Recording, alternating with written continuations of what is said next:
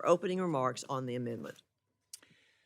Madam Chair, I intend to withdraw this amendment, but I first wanted to speak and highlight the importance of the shelter and service program in my district, in Arizona's 6th congressional district, and the important work our local communities and nonprofits do with the federal government when the federal government fails our border communities. It's been discussed here as well. I recognize this program is not perfect, and many of my colleagues have issues with it, but I think we should have a serious conversation about whose role it is to take care of migrants who are released by this administration.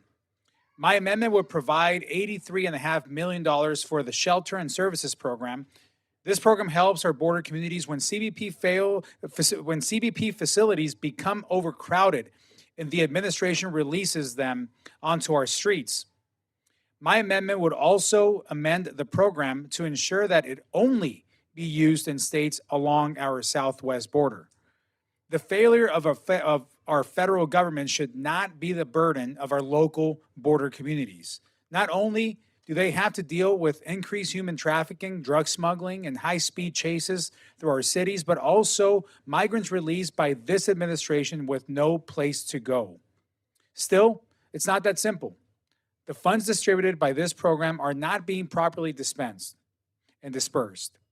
With cities such as New York, they're getting hundreds of millions of dollars to house migrants.